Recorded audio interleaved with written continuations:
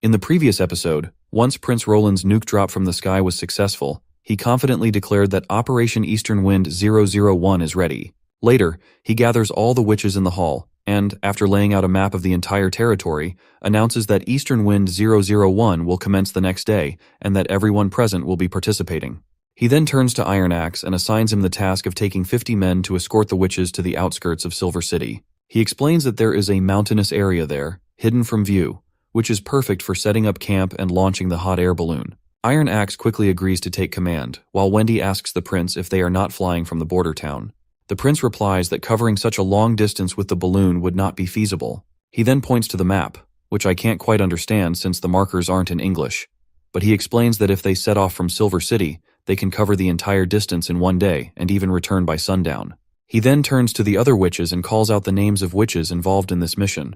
The names are as follows: Anna, Wendy, Lightning, Maggie, Nightingale, and Sylvie, who will be participating in the mission. He assigns Nightingale and Sylvie the task of monitoring the camp, while the attack will be conducted by the other 4 witches. The prince further tells them that Lightning will be key to the operation, so she better prepare herself as well.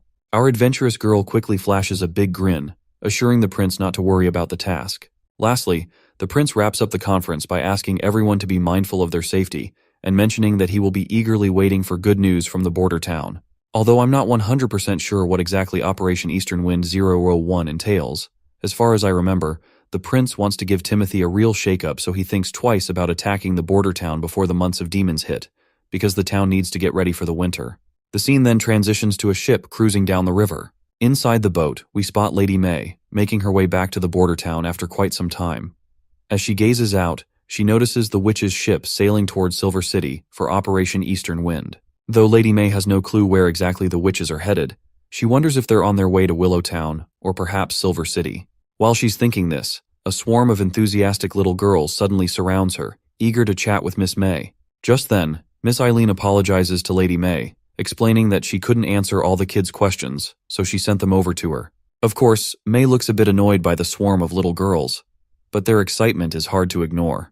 They eagerly ask her if Prince Roland really wrote the play just for her. Despite her irritation, May smiles and happily sets the record straight, telling them that Prince Roland didn't write the play for her. It was actually Sister Scroll, the director of education in the border town, who wrote it for all the witches. One of the little girls then asks why Bella got in trouble for insulting the play if Prince Roland didn't write it. May explains that while Prince Roland didn't write the script, he did approve it and arranged everything for the performance. So, when Bella insulted the play, she was, in fact, insulting Prince Roland.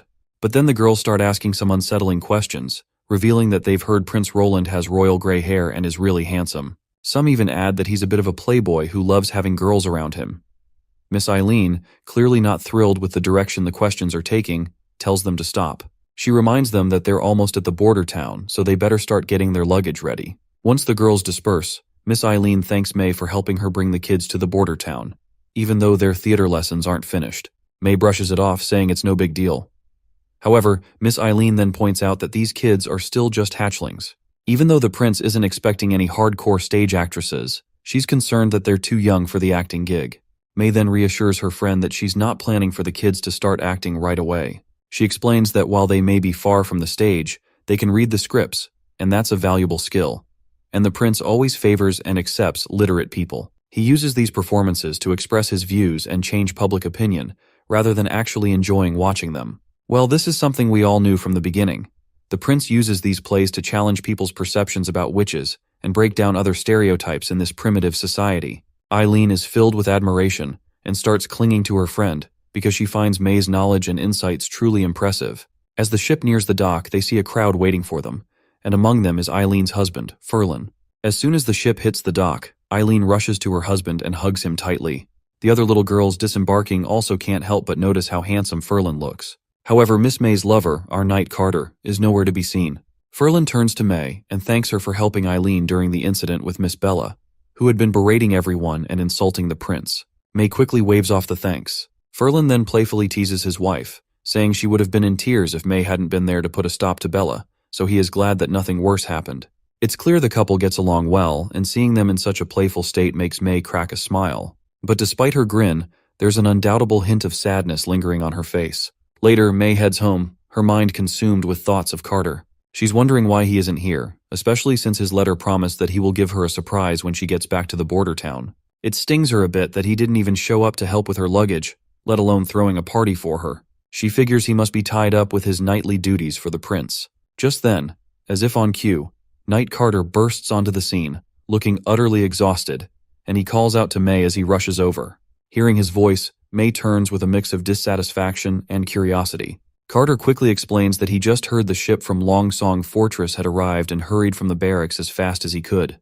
And he also tries to explain himself like a typical husband, saying he didn't realize she'd be arriving this early. Noticing her heavy luggage, he also gets a bit frantic, realizing she must be worn out from hauling it all. But as he looks at her, May's face lights up with a genuine smile. It's clear that any tiredness she felt evaporates the moment she sees Carter. May offers Carter a drink, but he says he still has duties to fulfill. Then, he starts blushing as he pulls out a little box, explaining that he's here to give her a small present. Naturally, May's curiosity piques, and she wonders if it's a new product that just hit the market. But as it turns out, there's a diamond ring inside the box. Carter gets down on one knee, takes her hand, and asks if she will marry him. May is utterly taken aback, and the unexpected proposal leaves her in a state of delightful shock. The next day, Carter is in Roland's office, and he's so over-the-top happy it's actually starting to creep the prince out. Nevertheless, the prince dives back into his office duties. As he reads through a report, he reveals that with the help of witches from Slumber Island, the border town's construction projects are progressing at breakneck speed. The steel bridge over the Redwater River is finished, aligned perfectly with the new wall, and all the credit goes to Sister Lotus and Carl, who is also the head of the construction department. After working with Lotus for a while, he is really eagerly waiting for Lotus to join the department and work with him. The prince's streak of good news continues when the mad scientist bursts into the room, looking just as pleased as Carter. It's clear he's here with good news, otherwise, he wouldn't waste his time coming here. The mad scientist quickly reveals that he has finally found the way to produce acid at a huge scale. The prince is totally boggled by the news and tells Kyle Sichi to take him to the labs. A short while later, we find ourselves at the Riverside Laboratories. Charles, the assistant to Sichi, bows and pays his respects to the prince, and it doesn't take Roland long to figure out that Charles is the same person he's heard so much about from Mr. Kyle. After exchanging pleasantries, the prince shifts his focus to the big containers lined up in the background, and quickly asks Charles how these contraptions are used to produce acid. Kyle Sichi explains that it's all based on the reaction equations they learned in Chemistry 101. He details how, once the acid is isolated, it's burned in the furnace. The resulting gas is then heated and stored in a lead container. The prince is fascinated and asks again if all these containers are indeed made of lead. Kyle Sichi nods and explains that lead is the only material that can handle the acid's corrosive power. The lead pipes at the top pump nitric acid into the system. Under carbon dioxide's influence, the nitric acid breaks down into nitrogen oxides. These oxides mix with water and carbon dioxide to create an acidic mix that flows out from the bottom hole. He says this reaction is great because the nitrogen oxides just deliver oxygen without consuming anything, so you don't need a lot of nitric acid to keep it going. The prince then asks about how much acid they can produce. Charles explains that with this setup, they can make about a week's worth of acid in a single day. It's just a prototype right now, but if they build bigger ones, they could produce even more. Roland is really satisfied with the info and states that once Anna gets back from Silver City, they'll work on larger production units. He also mentions that if they run out of lead, they can use metal instead, since Miss Soraya's paint can handle corrosion. That's when Kyle Sichi finally gets up the nerve to make his long-awaited request. He asks the prince if he can be granted Chemistry 201. After all, he has fulfilled his promise, and all 5 of their labs are now brimming with apprentices thanks to their success in acid manufacturing. A bit later, the prince is hunched over in his office, while Lady Scroll is busy arranging books. The prince is deep into trying to remember his physics and chemistry knowledge, but it's clear he's having a rough time. Lady Scroll can hear him mumbling to himself, and though she wants to help, she can only jot down whatever the prince tells her. She admits that this stuff is way more complex than the math and natural sciences she's used to, and it's no wonder he's struggling. She then walks over to him, tells him to take a break. The prince, however, expresses how envious he is of her memorization skills. He jokes that if he were like her, he wouldn't have to stress about tests, would have gotten into the best schools, and landed the best jobs. Of course, Lady Scroll doesn't quite get the prince's comment and assumes he must have been tested in the royal court. The prince quickly agrees, as he does not want to expose his true identity. Lady Scroll then explains that memorizing everything isn't always the best approach. Sometimes, it's better to let go of things, and she always has to keep those bad memories, even though she wants to just forget them. The prince reflects on this, and he feels quite sad for her as he agrees that she is absolutely right. It does not take her long to notice that the prince is feeling quite down because of her, so she reassures him, saying she's doing fine, and that everything is in the past already. She then begins to think to herself how Roland Wimbledon is unlike any elite she's ever encountered. Despite his vast knowledge, all he seems concerned about is passing it on to others. He doesn't act superior, even though he's in a position of power. Meanwhile, the prince decides to call it a day. Lady Scroll asks if he plans to continue this tomorrow. The prince happily says no and tells her to give Kyle Sichi the notes along with a physics textbook, as it'll keep him busy for a while. Later we find ourselves by a pond. The fish happily begin munching on the dead skin of Lady Leaf as she dips her feet into the water. Sister Scroll also joins the scene and asks her friend if her feet are feeling okay. Lady Leaf responds that her toes are in great shape now and she doesn't have to worry about them freezing in the coming winter. Lady Scroll then looks around at the lush greenery and asks her friend if she planted all these plants. The green girl nods, saying those are grapevines, fruit trees, and crops. She also mentions that there are lots of bird nests in the area and that Honey's messenger pigeon lives there. Lady Leaf then explains that the prince always told her that evolution lies in a witch's understanding of their power. She finds plant cells fascinating and initially thought they should function as a single unit. She points out how a bunch of leaves can become a vine, and if they're all different, they can never combine into one. She reflects on how her powers are tied to the ecosystem itself. Looking at her thriving green garden, with birds living and flourishing, she feels that she's found her path forward. The scene transitions to the outskirts of Silver City, where the witches have set up their camp near the mountains. Everyone is now in their balloon, ready for the next phase of their mission. As they're flying down, Anna tells Lightning to come inside the balloon and rest since there are no demons around.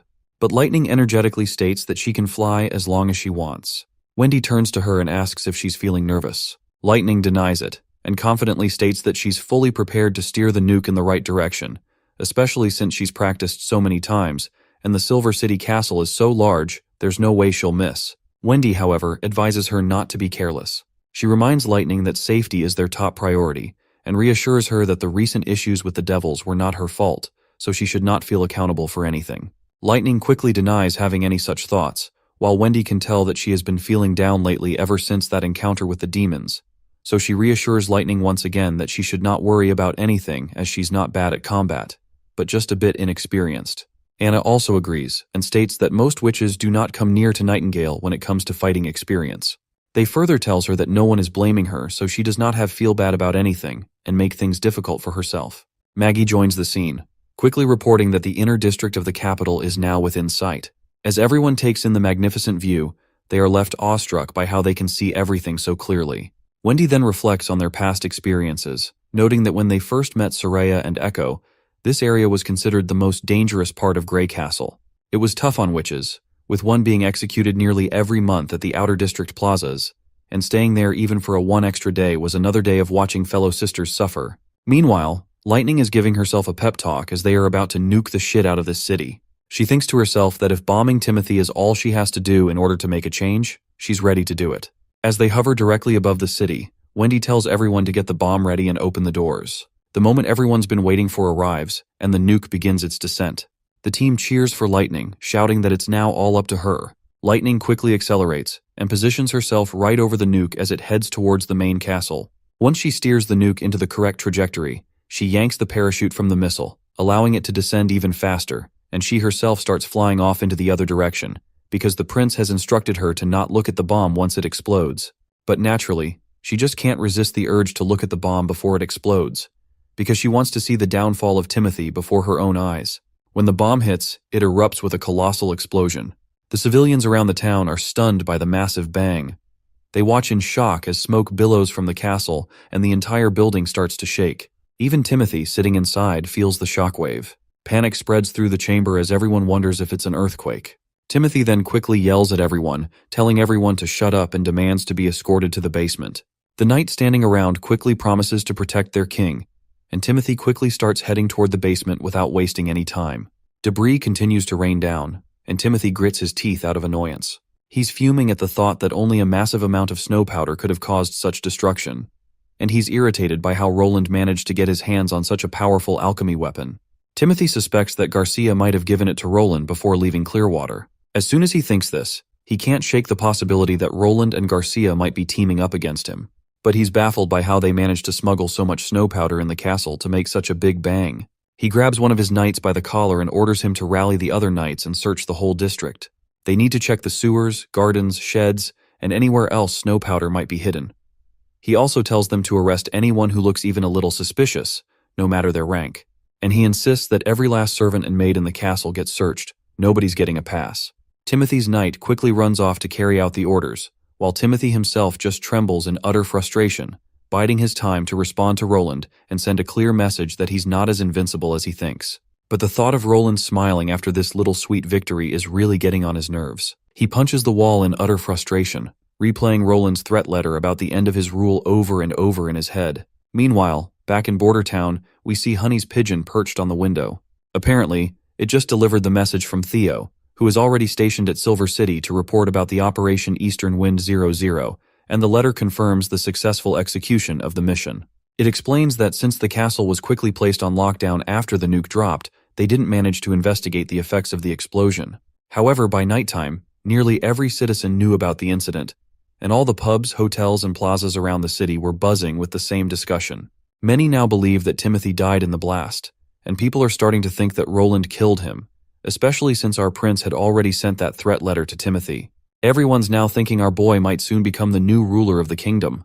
The letter further explains that the elite territories are mostly silent, and the castle's reaction was very quick, hinting that Timothy Wimbledon is likely still alive. Also, there's talk that the attack came from the sky, with some citizens claiming they saw a white object drop on the capital at incredible speed. All in all, if word spreads that the attack was Roland's punishment for Timothy's tyranny, many people will believe it. You see, reports about Timothy's oppressive orders are already circulating, and compiling them into a solid case will be quite effective. Theo further writes that through this rumor mill, the message will reach every citizen's ear. Plus, Theo is also keeping an eye on the soldiers stationed in the east, but Timothy should be preoccupied with his current troubles, so there is nothing much to worry about. Seems like all of the news in the letter is quite satisfactory, and the prince believes that if Eastern Wind 01 can really push Timothy to deploy his troops, it will be a huge win. Now he just has to wait for the witches to return. It's been days since he's seen Anna, and nobody's been sneaking fish snacks from his drawer, which is something he's finding hard to get used to. Suddenly the door creaks open, and Knight Carter rushes in, reporting that 2 fleets have arrived at the docks, and they are Margaret's merchants apparently. He adds that some recruiters who had been sent to the southern region have returned with 400 to 500 refugees. The city hall is following the assigned plan of virus testing before allowing anyone inside. The scene then cuts to the labs, where Charles looks out the window, noting how unusually busy the docks are today. Meanwhile, his senior is absorbed in his own work. His junior then tells him to get some sleep, but the senior says he's fine. He mentions that it only took a few pages of reading for him to realize he knows nothing about the world.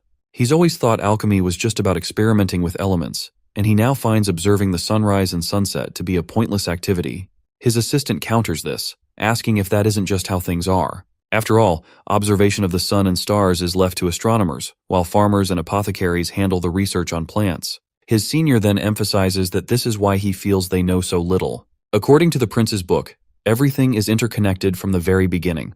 It explains how rocks, flowers, lightning, and fire all consist of the same matter and operate under the same rules, and chemistry is just a small part of this broader understanding. After reading this much of Chemistry 201, he's begun to grasp what the prince meant and why they can predict an element's qualities and reactions even if they can't directly observe them. The senior admits that this perspective has opened a door to a broader understanding beyond just chemistry. The assistant acknowledges what his senior is saying and hopes to understand these 2 books in the future as well. The next scene cuts to the Wolfheart Kingdom, currently under siege by Archbishop Maine. His lackey quickly reports that the city breaker is ready. Maine then asks if the witches are prepared as well, and the assistant confirms, adding that they've made sure to keep them hidden. Satisfied with the report, he tells his lackey to return to his position. Before the lackey leaves, Maine further inquires about the whereabouts of Zero and Isabella. The junior promptly informs him that they're currently interrogating prisoners in the eastern part of the camp and asks if he wants him to call them over. But Maine denies it, saying he'll go himself to take a look. As he strides forward, he catches sight of them, and can't help but think about how different they are from the witches the church has raised so far. Even in serious times like these, they seem completely carefree. Though if these 2 were under his command, Maine wouldn't hesitate to punish them for the stunts they pull. However, he's powerless against these 2 because they hold the same rank as archbishops. Maine then orders one of the knights to have the judgment soldiers leave the area at once, including those watching the prisoners. At that moment, the 2 ladies speak up, asking Main why he's butting in when they were just about to have some fun with the prisoners. Main tells them that interrogating these prisoners serves no purpose in besieging Wolfheart City. Besides, these people are just scouts they found on the road, so there's barely any intel to extract, so he recommends they both hurry to the front lines instead.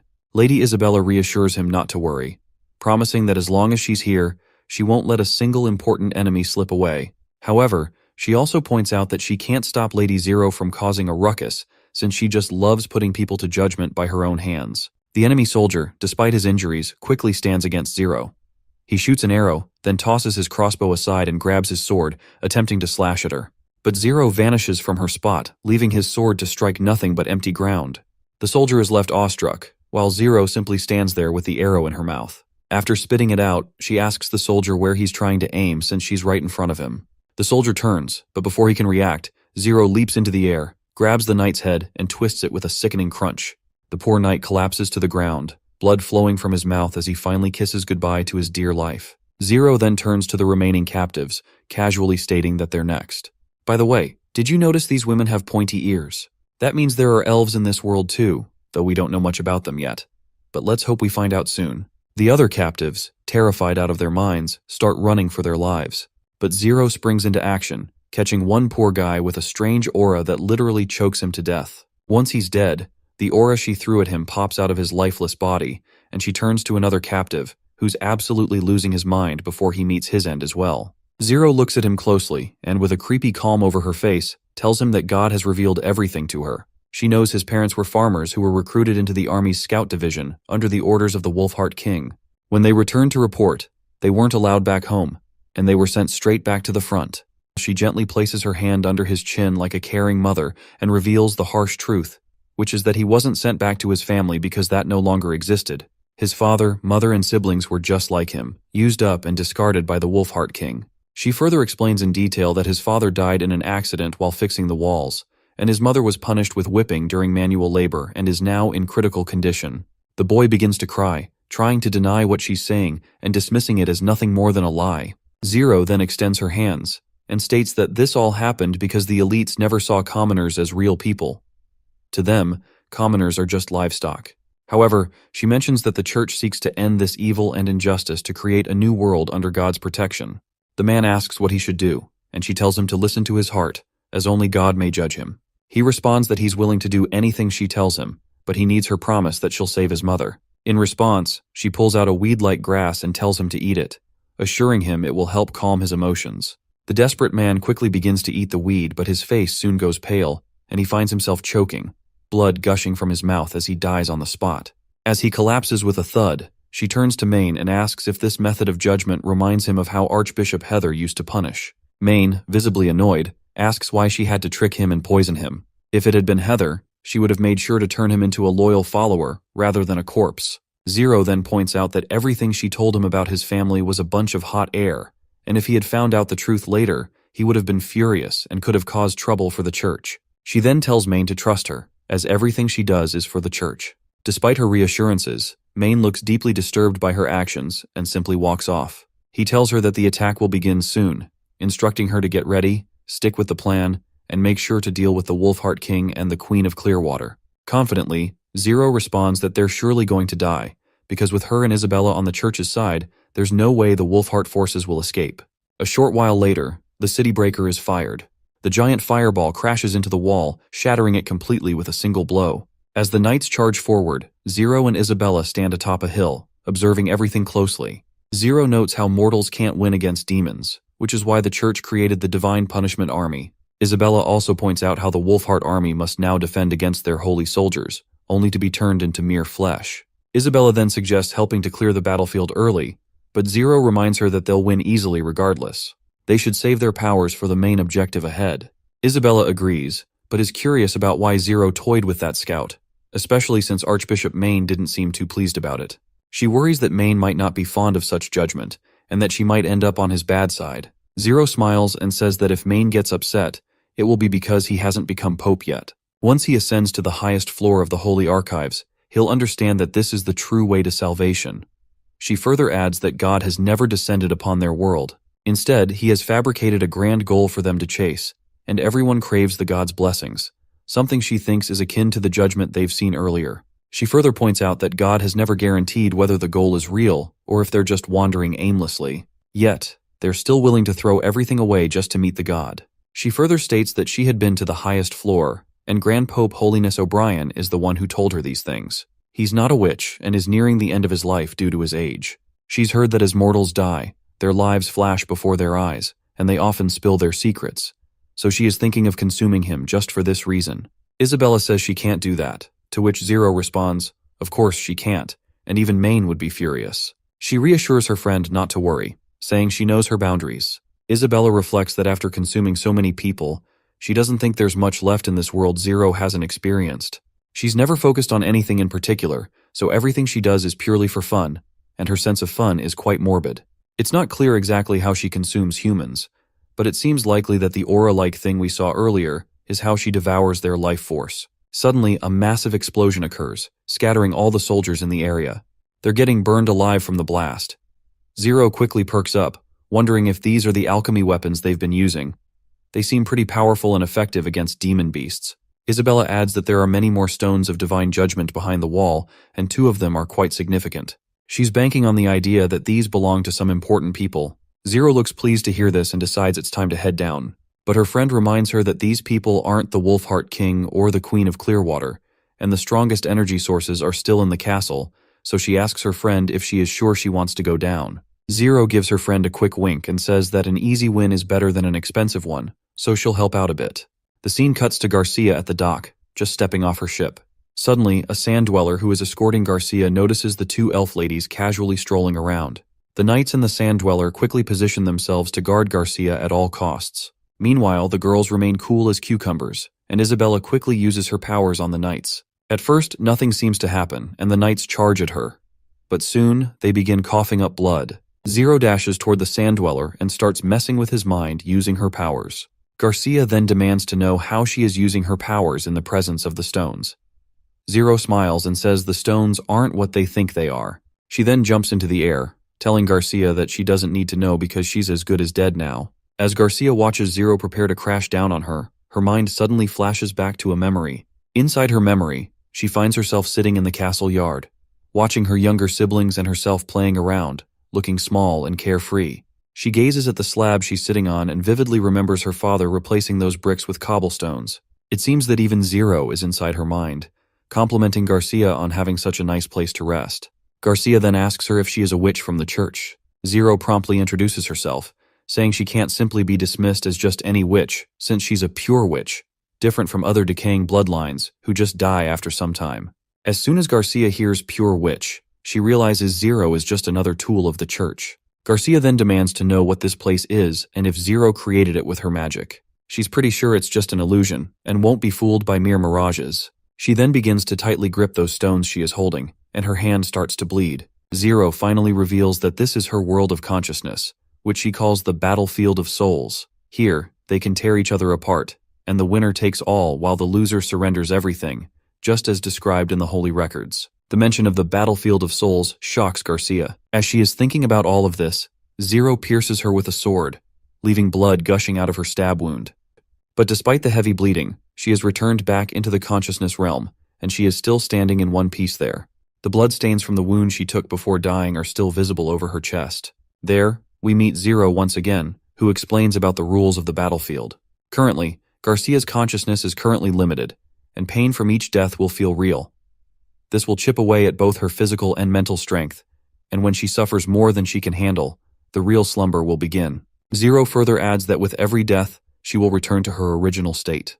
Most people last around 3 to 4 deaths, but she's seen others withstand 7 or 8, and even more. She then throws a jab at Garcia, saying that if Garcia gives up, it's totally understandable. After all, dying over and over again is an incredibly painful grind, and choosing to escape isn't exactly cowardly, especially when the outcome is already decided. That's when Zero suddenly pulls out a massive sword, leaving Garcia wondering how this is even possible. I mean, she's only wearing a robe, so how could she have been hiding such a huge weapon? But then it finally makes sense to her, and she wonders maybe she summoned it out of thin air. Finally, Zero brings the sword crashing down, but Garcia whips out this giant shield from nowhere. After that shield, she now has a bow in her hands, while Zero is suddenly pinned to a cross sign like a doll. Garcia, on the other hand, takes aim, quickly fires an arrow, and it pierces Zero's chest. That's when Garcia declares that since it's her world of consciousness, she can do whatever she wants. She imagines a javelin and starts walking towards Zero, contemplating how many holes she should put in her. Zero responds calmly, telling her as much as she desires. But just as Garcia is about to strike with the javelin, their roles suddenly swap. Now Garcia is the one hanging on the cross, while Zero stands there with her sword. In the next moment, our pirate girl loses her head, but somehow she's back in one piece. Seeing herself unharmed, has no idea what's going on, while the witch remarks that it wouldn't be a real fight if she didn't understand how things worked. So she decides to give her peace of mind to her. That's when Zero repeats her earlier words, saying that the winner takes it all, and the loser surrenders everything. She explains that among the people she has consumed, there is a type of witch who is extraordinarily powerful. These witches possess seemingly limitless strength, speed, and invulnerability against the stones of divine judgment. And the church has a special name for them, known as transcendence. She makes it clear that Garcia won't be able to defeat her with her usual methods, and if she wants to survive, she'll have to try a lot harder. Not gonna lie, I hate this kind of thing where people are stuck in imagination or shit like that. Anyway, their fight continues with both of them conjuring up weapons through their imagination, trading blows back and forth. Sometimes Garcia gets the upper hand, other times Zero does, and they go at it for quite a while. Eventually, the witch explains to Miss Eyepatch that while conjuring weapons out of thin air is relatively easy and doesn't drain much energy, repeatedly recovering her body takes a massive toll. She warns that eventually, Garcia will run out of energy and be left feeling exhausted.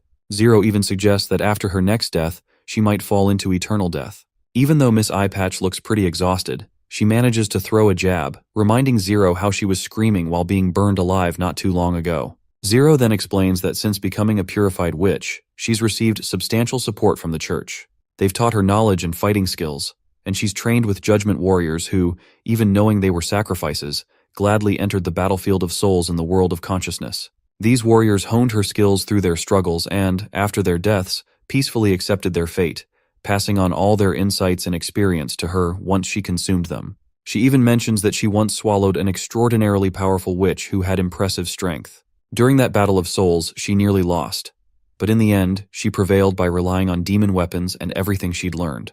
Because of the unique nature of her magic, she can't actually transform into an extraordinary being or use the abilities of other swallowed witches. However, in the world of consciousness, none of that matters. Only a few individuals have ever posed a real threat to her. In the last 200 years, she can't even remember the number of people she swallowed. All their experiences, pain, happiness, sadness, delight, and even their deaths, have become part of her own personal experience. Garcia quickly raises an eyebrow and asks what the hell Zero is trying to pitch with all this talk. Zero replies that she's merely highlighting the vast gap in their strength. The assimilation of so many souls has made her will unmatched, and if Garcia wants to know how many deaths Zero can endure, she clarifies that she can at least withstand 100 deaths now. Garcia just smirks and says she'll be happy to help verify that claim. Despite her confident front, she's actually quite worried inside. Zero, on the other hand, informs Miss Eyepatch that she can't conjure up anything earth-shattering that she hasn't seen before. Garcia can only create things she's familiar with and can grasp. In response, Miss Eyepatch decides to cover the entire garden with snow powder and blow everything, including herself. That's when Zero decides to show Garcia the true power of the church. She conjures up this massive weapon known as City Breaker, and as soon as one giant arrow is fired from it, Garcia is split into 2 equal pieces. This happens repeatedly, and Garcia's death continues in this manner. When she finally collapses to the ground, the witch makes it clear that while having a strong will can delay defeat, it can't change the outcome. With those words, she then wishes Garcia a peaceful rest. After consuming her soul, she returns to reality. Isabella quickly rushes towards her friend, asking what took her so long. She had almost thought that she was going to lose. Zero, however, lights up with interest as she reveals that she found some fascinating things in Garcia's memory. She discovered the formula for snow powder and is surprised to find out it's quite easy to produce. Isabella then suggests they head back to the Holy City to report this discovery to Pope O'Brien. She adds that with Garcia dead, the enemy soldiers will eventually fall to the Judgment Army, so there's nothing to worry about. But before they can start walking, Isabella tells Zero to wait. Of course, Lady Zero looks back and asks what's wrong. Isabella notices that while her friend hasn't changed physically, the look on her face has shifted quite a bit. Nevertheless, they begin to walk away. The scene then transitions to the border town, where the witches and others have finally returned from Silver City after their successful mission. Prince is hosting a grand feast for everyone that night. The atmosphere is lively, with everyone clinking their glasses in a toast. Old Man Barov asks for another toast, this time for Chief Knight Carter, who is about to tie the knot with Miss May. Meanwhile, our little Lightning demands a glass of wine for herself. Wendy reluctantly agrees to the request with a promise that it'll only be one glass. Anna then turns to the prince, and he promptly welcomes her, noting that it must have been a hard journey for her. But she reminds him with a smile that he's already asked this before, and her answer will still remain the same. As they continue chatting, Lightning jumps in between them, eager to hear something good from the prince as well. The prince casually acknowledges her, saying she did well too, making the girl prouder than ever. Her enthusiasm gets the best of her, and she quickly kisses the prince on the cheek. The prince then blushingly asks if this is some kind of custom in the fjords where one must kiss the other person. Lightning enthusiastically confirms that it is, or at least, that's what her father told her. Meanwhile, Sylvie is utterly embarrassed watching Lightning kiss the prince like this, and seeing her bewildered reaction, the prince can't help but wonder if this custom even really exists. Meanwhile, Knight Carter and the old man are still caught up in discussions about Carter's potential marriage. Carter can't help but blush as he explains that the prince has already approved and even offered to help organize the wedding. Over by the side, Sister Lily is absolutely amazed by a piece of bread made from leftover scraps used for explosives. Our little Maggie, who just ate a lot of it, is startled and wonders if her stomach might explode. As everyone is enjoying the evening, the prince steps out onto the balcony. Suddenly, Nightingale appears and grabs him by the shoulder. He looks at her with a smile as she advises him to be careful not to catch a cold. She then asks what's on his mind, and the prince casually replies that he just had a sudden urge to take a look at his territory. She notices how the town is still bustling, even though it's nighttime, and the streets are full of people. That's when the prince reminds her that the premiere of the new drama, Dawn, is happening tonight. For most of the newcomers to the town, it's probably their first show in months, so they're eager to see Miss May and Miss Irene again. Nightingale then reflects on how, almost a year ago, this place was nearly a ghost town when she first snuck in. Now even from up here, she can feel the joyful atmosphere. The prince admits he still has a lot to do, such as improving infrastructure, healthcare, education, and more. He's determined to transform the Western Territory into a solid foundation for unification. But when Nightingale asks what he plans to do about the witches, he reassures her that he's committed to supporting them as well. We then see Sister Lightning sneaking some food into her pouch. But just as she's doing it, Maggie catches her red-handed, leaving her utterly embarrassed. Quickly, she whispers to Maggie to keep quiet, and tells her she's found an interesting place in the misty forest she plans to explore tomorrow, so she asks her friend if she'd like to come along. Not surprisingly, Maggie agrees right away. The adventurous girl then tells her to pack rations and supplies for a day, and don't forget some weapons too. And finally, she makes sure Maggie knows this exploration is a secret, and Maggie promises to keep it hush-hush. The next day, they head out to the misty forest. Maggie seems a bit let down, expecting it to be as exciting as stealing hawk eggs, but the gloomy atmosphere doesn't quite meet her expectations. Lightning reassures her, saying that while a hawk's nest only has a couple of eggs, these ancient ruins might have some old books or other treasures worth finding. Lightning reassures her that if they find something cool, the prince will reward them with a whole basket of eggs. She can cook them however she wants, and they'll last a while. Hearing this, Maggie's eyes light up, and she excitedly urges Lightning to hurry up and find those books. As they're about to enter the ruins, Lightning tells Maggie to keep it quiet because there might be devils around. This gives Maggie the shivers, but they keep moving. Before they enter the ruins, we hear Lightning thoughts where she thinks about how every time she picks up speed flying, it feels like there's a devil chasing her. This fear started back when she was exploring the stone tower. Her dad used to say that fear comes from the unknown, and that to beat it, you've got to face it head on. She's worried that if she can't shake this fear, it'll be tough to fly, let alone explore. She also frets that the prince might be mad at her later or even punish her, and she's sure the other sisters at the castle will be worried. But despite all that, she's determined to explore. She's brought her revolver, and Maggie's right there with her. She then tells Maggie to wait up top while she checks things out inside. Gathering her courage, she starts stepping in, repeatedly reminding herself to overcome her fear of the unknown and face it head on. As she peeks inside, she notices that the devil she saw last time isn't there anymore, so she decides to venture further. That's when she hears a familiar, haunting voice begging for help. The voice keeps pleading for someone to save her, and the pain in her voice is evident. The desperate cries make Lightning shiver with dread and fear. Eventually, she can't take it anymore and rushes back outside, scared out of her wits. Maggie suggests that they extinguish their torches and sneak in, reasoning that the devils won't be able to see them. But Lightning points out that they won't be able to see anything either. Maggie then proposes that she could turn into an owl, which would solve the problem of darkness. Lightning finds this idea pretty effective but remains concerned. She explains that if someone can continue to scream for months in complete darkness without changing their tone or pitch, it makes her wonder what's really inside. She speculates that if someone can survive that long in such conditions, they probably have a way to detect prey. Otherwise, they would have starved by now. As Lightning is about to give up, Maggie tries to ignite her adventurous spirit by asking if she really wants to pass up the chance to bust a myth like this. Lightning's eyes light up with excitement, and she insists that a true explorer would never back down from verifying a myth, and it would all be for nothing if they ran away now. On a more serious note, though, Lightning then asks Maggie if she's doing this just for the basket of eggs. Maggie rolls her eyes but can't hide a glimmer of greed in her expression. Anyhow, they head back inside. As they descend the staircase, they notice a strange magic stone embedded in the wall. Lightning pulls out her revolver, ready for whatever might come next. They finally reach the source of the voice and see a bunch of devils guarding a witch trapped inside a crystal-like prison. The witch is unconscious and frozen, but her voice keeps calling out for help. Maggie decides to take a closer look, but Lightning gets terrified. But the little bird reassures her scared friend that the devils look like they're as good as dead. To prove her point, she flies over to one of them and gives it a push. The devil cracks like a rock and starts to crumble. They check the others, and it turns out the rest are also just stone statues. Curious, they look at the witch trapped inside the stone and wonder if she really is a witch. Suddenly, they hear the voice asking for help again. Looking behind the statue, they discover a red stone that seems to be the true source of the voice.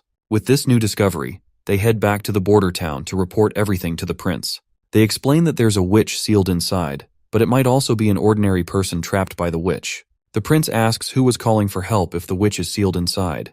Lightning then shows the prince the box they found behind the sealed witch. Inside is the same crystal they saw earlier, which seems to be linked to the mysterious voice. Lightning quickly activates the crystal, and the voice coming from it spooks the prince. Just then, Nightingale reappears and confirms that she can detect faint traces of magic, similar to the kind witches use.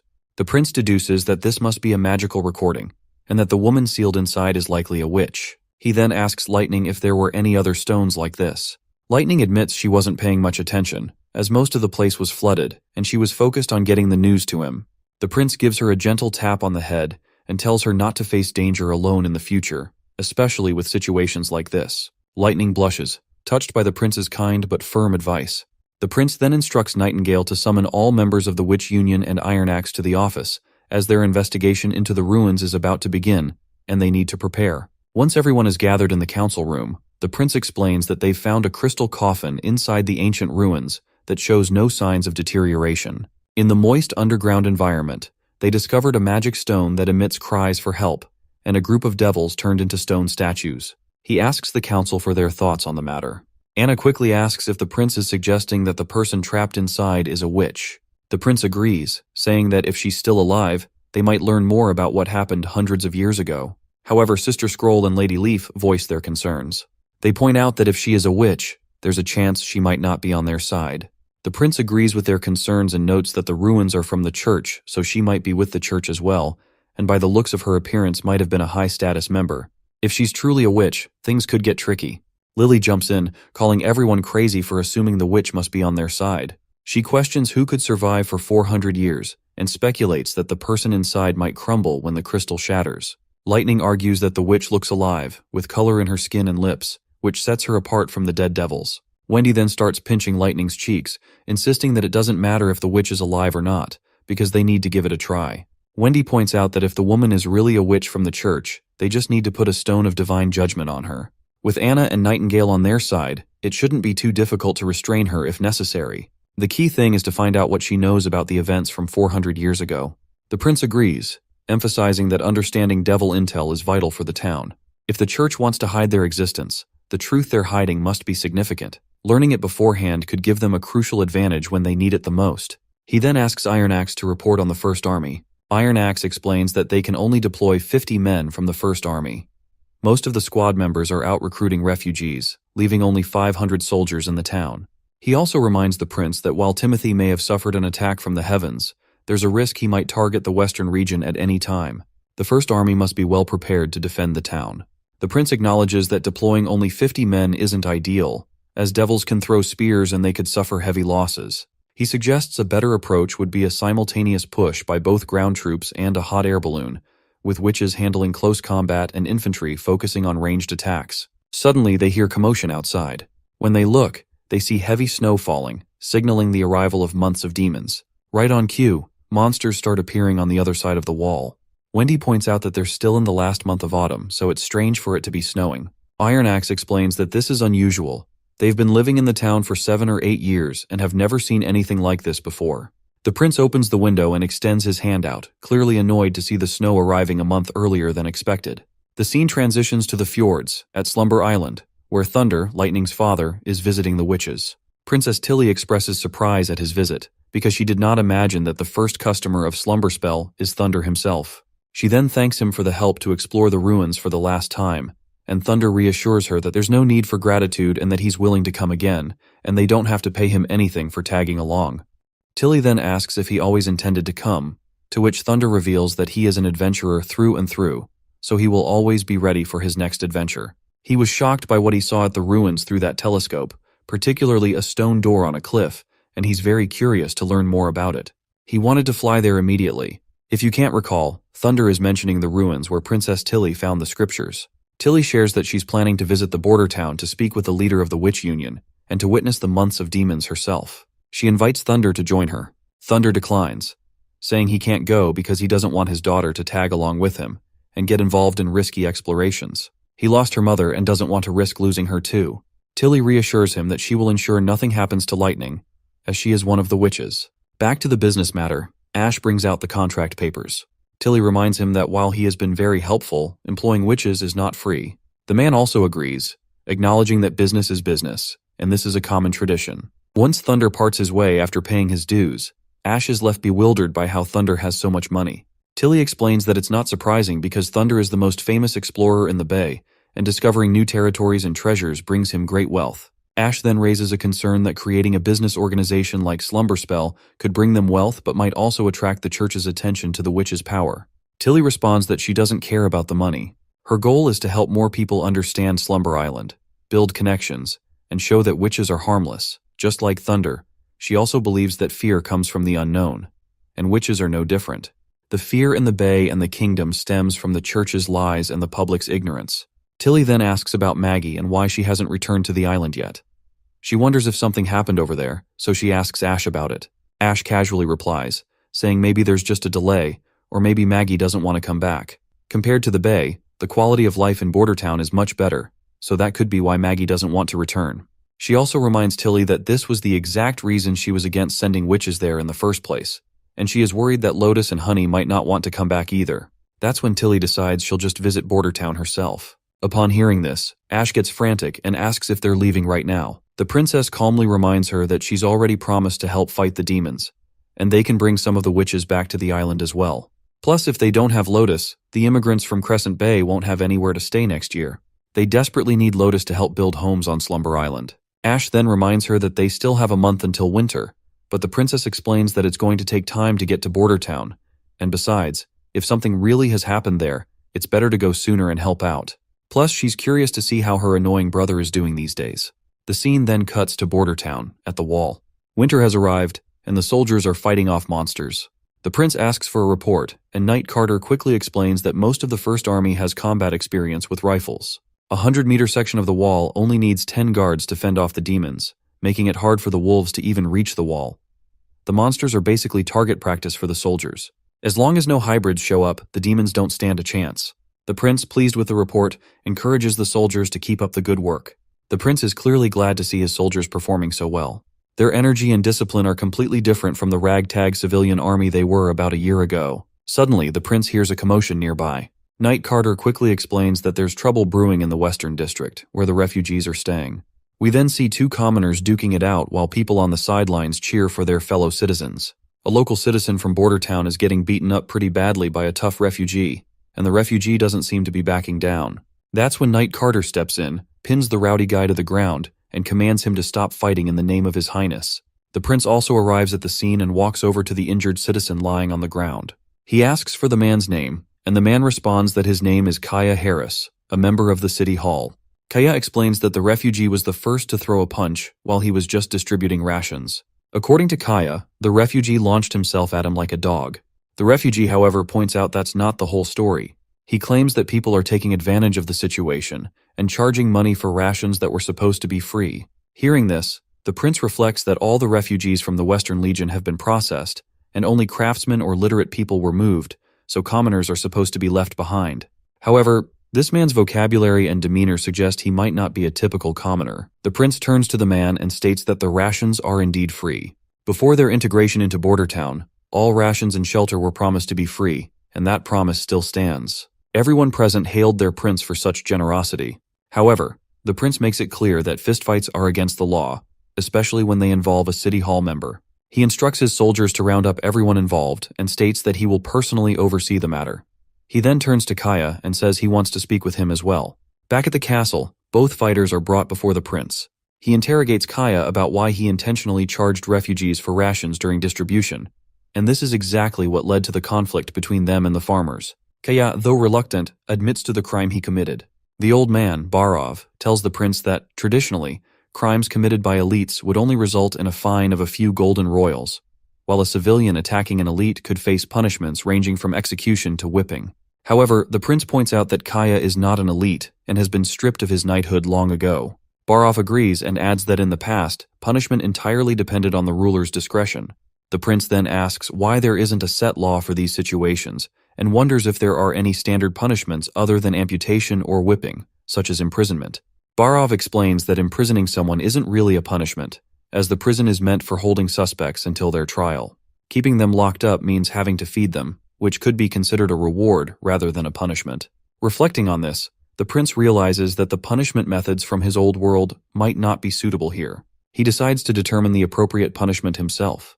The prince delivers his final verdict, stating that Kaya Harris is guilty of malfeasance and blackmailing refugees. As punishment, Kaya will be expelled from the city and sentenced to 10 years of labor in the mines. He will also be fined triple the amount he earned through blackmail. The refugee named Wade will receive 10 lashes for attacking a public official. The civilians who participated in the fight can choose between a fine of 2 silvers or 5 lashes. Additionally, rations will continue to be distributed for free, and all money obtained through blackmail will be refunded. And lastly, the sentences will be carried out publicly. Wade's face lights up at the prospect of free rations, and it seems he would even willingly accept another 10 lashes if it meant continuing to receive the rations. Meanwhile, the prince reflects on how quickly the city hall is expanding, matching the refugee population, and how internal security is becoming increasingly challenging. He does not want to create a prosecution agency because he wants all legislation and judgment powers to stay with him. He's aiming for a simple and effective system that doesn't require a lot of people to enforce the law. Suddenly, Nightingale appears and asks about his thoughts. The prince explains that he's planning to create a new department to oversee the city hall and tackle any threats to the Western region. This new department will be independent of both the city hall and the First Army. He wants to name it the Western Security Agency, and she will be the one in charge of this agency. He believes that she is the only one who can uncover the truth, as no one can hide anything from her.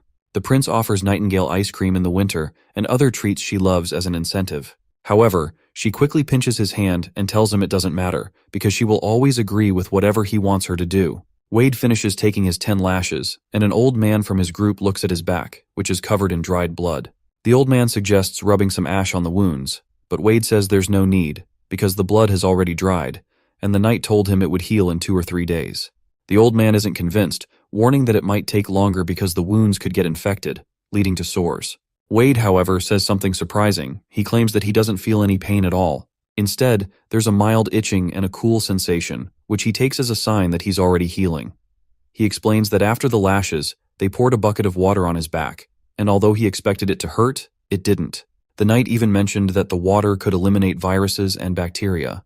The old man is completely baffled by Wade's explanation, and they both suspect it might have something to do with the witches. The old man tells Wade he shouldn't have gotten into the fight in the first place. Wade counters by explaining that if he hadn't exposed the crooked ration distributors, they'd still be swindling everyone out of their money. He mentions how the prince regularly appears at the Western Wall during the day, and since he promised the rations would be free, he wouldn't tolerate anything that sullied his name. Exposing the scam was the best way to make sure the prince found out, even if it took a simple scuffle to get his attention. Wade also claims he did his research and found out that everyone, from local citizens to indentured farmers, praised the prince for his generosity. Wade then tells the old man that once he recovers, he's going back to work moving those strange weapons and will make enough money for the both of them. The old man reminds Wade that he could have lived in the inner district with the other craftsmen, but Wade refuses to leave the old man behind. He explains that when Golden Wheat City was under attack, the old man helped him, and without that assistance, Wade believes he would have died. Wade then tells his old friend that he heard the prince is recruiting people for public security and plans to give it a shot when the time comes. The scene shifts to a boat sailing through the sea, carrying witches en route to Border Town. Inside, they're enjoying a meal, enhanced by seasonings like salt and peppers. A blonde witch relishes the taste and playfully teases Ash, suggesting she's probably forgotten what good food tastes like after living in Border Town. As expected, Ash gets annoyed, and the two get into an argument, Ash defending Border Town and its food, while the blonde witch mocks it. Just as their banter escalates, they hear noises from outside. A crew member informs them that multiple monsters are approaching. Princess Tilly gets anxious when she hears about the monsters and asks if they're demons. Once outside, they encounter hybrid fish monsters with legs. The blonde witch materializes a weapon and challenges Ash to a competition. Whoever kills more monsters will be considered stronger. But Ash seems uninterested and just brushes off the challenge, but they both prepare for battle. Tilly uses her magic stone to fly and gets a better view from above. She notices that these monsters are different from the ones they faced before. As a fish monster tries to attack a man, Ash quickly jumps in and demolishes it with a single swing of her sword. The man trembles at her sheer power. Another monster appears behind Ash, and the blonde witch quickly tells her sternly to pay attention. Ash once again calmly swings her sword again, slicing the monster in half with one stroke.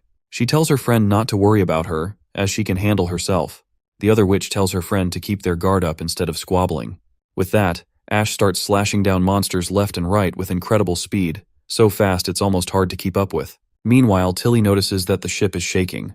These fish monsters definitely couldn't be causing it, and she starts to worry that the tremors feel like huge monsters hitting the ship from underneath. If the shaking continues, their ship might be torn apart. Suddenly, the entire ship begins to shake violently, and everyone standing on it starts losing their balance. Tilly shouts that there's a big guy under the water, and it's probably trying to flip the ship. The ponytail witch decides to take action. Since the monster is hugging the ship's hull, she thinks she might be able to put up a shield to block its attacks. The ship's captain chimes in, saying that if it's as huge as Miss Tilly described, normal attacks might not be effective. He's unsure how they're supposed to fight a monster that big and massive. Just then, the blonde witch, who goes by the name Andrea, steps in and confidently tells everyone to leave it to her, because no one can match her shots. But they don't have much time, as the monster is already charging at them from behind. The ponytail witch quickly leaps into the air, using her magic to shield the ship from a giant attack. However, the effort takes a serious toll on her, and she starts coughing up blood, quickly falling down. Ash manages to push her back to safety with the rope that was tied to her. That is when Andrea jumps into the air and conjures a golden bow. She shoots an arrow that takes down the monster with a single hit. Ash is momentarily thrilled to see this, but her joy quickly fades when Andrea collapses into the water and begins to drown. Even though Ash always has beef with Andrea, she dives into the water to rescue her friend. The other witches are relieved because they won't have to swim to reach Border Town now. Tilly's glad they got out safely, but her confidence takes a hit when she sees the snow starting to fall. Early snow isn't exactly a good omen. The royal scholars once said that an early winter at Greycastle means demons are on their way, which means that the months of demons have begun. She mentions that it's still autumn and wonders if the border town is already under attack. As they approach solid land, the princess asks if this is where the witches got off last time. The captain nods, saying he remembers this spot because last time the border town had a giant balloon for transport. Tilly's pretty surprised to hear about the balloon, and Ash explains it flies with hot air and that Roland is the one who used the logic of hot air to make it happen. That's when Tilly realizes the royal scholars never taught them anything about this stuff, so she has no clue from where he picked up this knowledge. Whatever is the case, they will have to wait for the answers until they finally meet him, so she just tells everyone to reach the shore. Tilly then turns to the captain and asks him if he could stay here for 3 or 4 days, since she wants to send Lotus and the other witches back to the island. The captain agrees, saying he'd never dare to sail the dangerous sea without any of the witches. Once they finally make it to the solid ground, Tilly tells Shavi, the ponytail witch, to give the other witches a lift. Shavi uses her barrier abilities to create floating platforms for them, while Tilly just flies on her own with the help of her magic stone. Back at the border town, workers are struggling with the heavy snowstorm making their job tough. Meanwhile, Tilly and her crew arrive at the town and start walking across the bridge the prince built.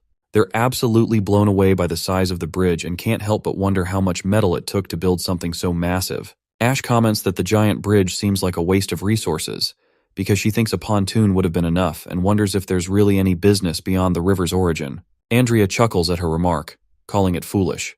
She explains that even though she's not from Grey Castle, she can see the value in the forests and uninhabited lands for territory expansion. A pontoon wouldn't handle the river's increased traffic, so a giant bridge makes more sense. Andrea adds that the prince must be smarter than everyone else here. Ash then points out how Andrea was trying to shame the prince not too long ago. As they approach the town, soldiers quickly stop them, questioning why they're coming from the south. One of the soldiers spots that they're witches, and Tilly proudly confirms it. The soldier happily tells them to wait there while he reports back to the castle that new witches want to join the witch union. Ash tries to explain Tilly's status, but the princess quickly stops her, telling the soldier that they will wait. Ash asks why they didn't just let the guards know their true identity. Tilly explains that she's curious about how the prince would react to a witch from an unknown origin. Just then, Nightingale appears, cheekily remarking that she heard there was a new witch, but didn't expect to see some familiar faces. Ash and Nightingale start catching up, while Tilly is absolutely amazed to see Nightingale. There's no doubt she's a combat-type witch and incredibly powerful. Nightingale then introduces herself to the princess and bows her head in respect, which takes Tilly by surprise. Once they make their way into the castle, Sylvie is absolutely thrilled to see Princess Tilly after a long time. She quickly hugs her, asking why she's here since it's still just autumn. Tilly reminds her that it's pretty much winter now. Princess then asks about the other witches, and Sylvie promptly updates her that Lotus is building houses for refugees. Evelyn and Candle should still be in the industrial district, and Honey is training messenger animals in the garden. The prince has already sent word for them to visit the castle. Right at that moment, Prince Roland walks in and tells Tilly that the other witches are on their way to the castle, as he has already informed them about her arrival. He then extends his hand and officially welcomes his dear sister to the border town. After a while, the siblings sit down for tea. Tilly reminds her brother that it's been a full year since they last met, and that they have a lot to discuss. Her brother agrees, saying he does have a lot to say, but he's not in a rush since winter will be long this year. Tilly keeps a close eye on him, and he starts to feel a bit nervous under her gaze. He calls out to Nightingale, who promptly appears. He tells her she doesn't have to hide since she's her sister, and asks her to leave the room. Once Nightingale is gone, the prince reassures his sister that they're alone. With that, Tilly's first question is to ask who he is exactly. The prince replies that he is her brother, the fourth prince of Grey Castle. Looks like I will have to wrap this episode here, but I'm really interested to see when they're both going to share their knowledge of the ruins and piece everything together. Besides, they still have to rescue that witch stuck in the misty forest ruins, and I'm dying to hear more about these devils.